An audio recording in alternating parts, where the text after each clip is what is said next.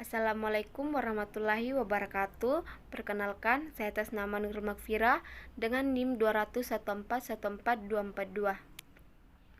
Dalam video saya kali ini, saya akan menjelaskan materi dari mata kuliah bimbingan konseling, yaitu bimbingan dan konseling perkembangan di sekolah. Bagian A, definisi bimbingan dan konseling perkembangan. Pendekatan perkembangan dalam bimbingan merupakan pendekatan yang tepat digunakan di sekolah karena pendekatan ini lebih berorientasi pada perkembangan ekologi, perkembangan peserta didik. Kebutuhan akan layanan bimbingan di sekolah muncul dari karakteristik dan masalah-masalah perkembangan peserta didik. Konselor yang menggunakan pendekatan perkembangan melakukan identifikasi keterampilan dan pengalaman yang diperlukan siswa agar berhasil di sekolah dan dalam kehidupannya. Bagian B, tujuan bimbingan dan konseling dilihat dari tugas-tugas perkembangan anak. Pemahaman terhadap tugas-tugas perkembangan anak di sekolah sangat berguna bagi pendidik. Hafik Hurs mengajukan dua alasan pentingnya pemahaman terhadap tugas-tugas perkembangan peserta didik. Yang pertama itu menemukan dan menentukan tujuan program bimbingan dan konseling di sekolah. Yang kedua, menentukan kapan waktu upaya bimbingan dapat dilakukan. Bagian C, karakteristik bimbingan dan konseling di sekolah. Menurut Muro dan Kotman, terdapat 6 perbedaan yang penting yang harus dipertimbangkan konselor dalam mengembangkan program bimbingan di sekolah dasar.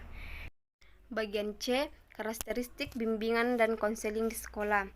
Menurut Muro dan Kotman, terdapat 6 perbedaan penting yang harus dipertimbangkan konselor dalam mengembangkan program bimbingan di sekolah dasar. Yang pertama itu, konselor memandang bahwa siswa belum memiliki kejegan, oleh karena itu, konselor belum dapat menciptakan lingkungan belajar secara permanen. Yang kedua, beberapa jenis layanan bimbingan tidak langsung kepada siswa, melainkan diluncurkan melalui guru, orang tua, bahkan orang dewasa lainnya. Yang ketiga, kesempatan anak untuk melakukan pilihan masih terbatas. Yang keempat, siswa sekolah dasar memiliki keterbatasan dalam menerima tanggung jawabnya sendiri. Yang kelima, pengembangan program bimbingan hendaknya berawal dari konsep dasar bimbingan, terutama kepedulian untuk memberikan bantuan kepada siswa sebagai klien dalam proses pembelajaran. Yang keenam, layanan bimbingan di sekolah dasar kurang menekankan pada penyimpanan data, testing, perencanaan pendidikan, pendekatan yang berorientasi pada pemecahan masalah, dan konseling atau terapi individual. Bagian D, fungsi dan peran guru sebagai pembimbing. Sebagai guru kelas yang mengajarkan mata pelajaran, guru pada dasarnya mempunyai peran sebagai pembimbing.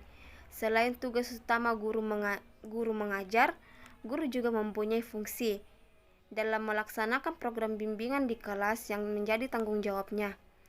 Bahkan, Muro dan Kotman menempatkan posisi guru sebagai unsur yang sangat kritis dalam implementasi program bimbingan perkembangan. Guru merupakan teladan terdepan yang mengidentifikasi kebutuhan siswa, penasehat utama bagi siswa, dan perekayasa nuansa belajar yang mempribadi. Guru yang memonitor siswa dalam belajar dan bekerja sama dengan orang tua untuk keberhasilan siswa. Bagian E, struktur program bimbingan dan konseling perkembangan. Struktur program bimbingan perkembangan yang komprehensif terdiri atas 4 komponen.